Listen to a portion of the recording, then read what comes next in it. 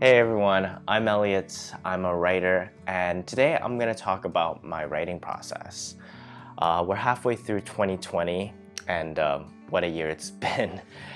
I didn't approach this year trying to make any great leaps or anything like that. I approached it just trying to keep the momentum I built in 2018 and 2019. The purpose of this video is to see what I've accomplished so far this year and what I'm hoping to do for the remainder of 2020. At the end of last year, I made a list of 10 goals that I thought would be good motivators for anybody who's trying to build writing and reading habits. If you want to check that out, there's a video right there for you. I recommend it. It gives a good reference to what I'm going to be talking about today.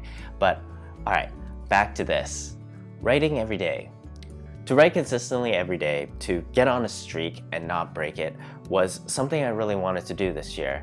And it took a pandemic for me to actually get into that habit. If I'm looking for a silver lining, there it is.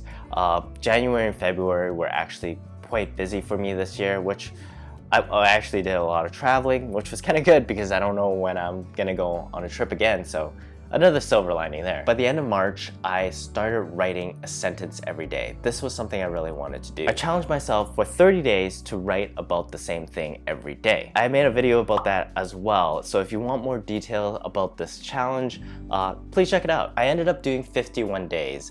I did 30, and then I thought, what the heck, let's do 50. The thing is I miscounted and I ended up doing 51.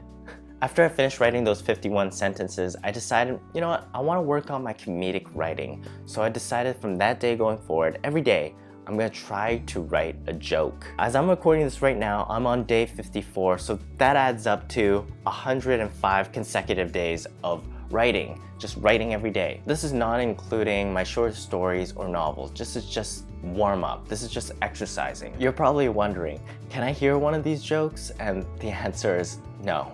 No, you can't. They're not funny. Submitting my work. Another thing I wanted to do this year was to submit more of my work, and I feel like I've done that. As of this moment, I've submitted 14 short stories and scripts to various contests and publications. Having deadlines motivated me to get something written and polished, overcoming that self-doubt you get when you're shipping your work. So whenever I saw a contest or a call to submission deadline, I would mark it down in my calendar so I know that I need to have a piece ready by that date. It's so important to get over the anxiety you feel when submitting your work. And the more I did it, the more it became a part of my process. Have I won any grand prizes? No, but that stuff is out of your control. And it's really not even the goal. It's like really nice to win. It's a huge honor, and to know that there's validation for your work is great. As cliche as it sounds, it is all about enjoying the process. And now I do have 14 pieces completed, so I could choose to submit it again if it should get rejected, or I could choose to revise it if I want with all the skills I have now. The more you write, the more you submit, the more chances you get. Discovery and learning. I really wanted to attend some creative writing courses and events this year, but due to some strange reason, I couldn't. So I still decided to make the best out of my time, and I started doing copy work. If you're familiar with my channel, you know that I'm typing out The Great Gatsby and documenting every moment of it. And yes, you can watch it. All of it's right here. Do check it out. I'm about halfway through, and it's been a surprisingly rewarding experience. First off, I'm creating this very unique community where many of you are dropping in, you're saying hi, you're sharing your experience on copy work, and you're sharing your experience on learning about the writing process. And it's all been very engaging because I feel like we don't get to talk about that stuff that often in real life. And so I encourage everyone to drop in, say hi, share your thoughts. That would be amazing. Secondly, it's also shown me a lot of things that I wouldn't have noticed if I was just reading the book on its own. And this whole documenting process has just taught me a lot about perseverance. I won't stop.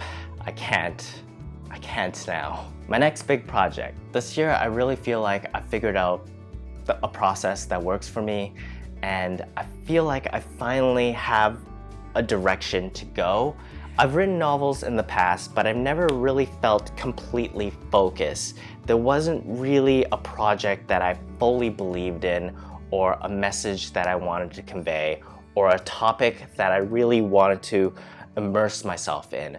But I feel like I have that now. So I'm currently working on my next big project, and I don't know what it's gonna become or how long it's gonna take, but it's really nice to have a destination in sight and to go on this journey, as they say. And it's gonna be a long journey, so and I'm excited for it. And the fact that I'm not traveling anywhere in a while is something to look forward to, actually. Well, that's a quick summary of what I've been up to this year in terms of creative writing and where I want to go for the remainder of the year. Thank you so much for checking in with me. Please let me know how the first half of your 2020 is going in terms of your projects, and let me know what your plans are for the next 2 quarters. Don't forget to subscribe, and please, if you're interested in videos about writing and the creative process, you can check these ones out right here.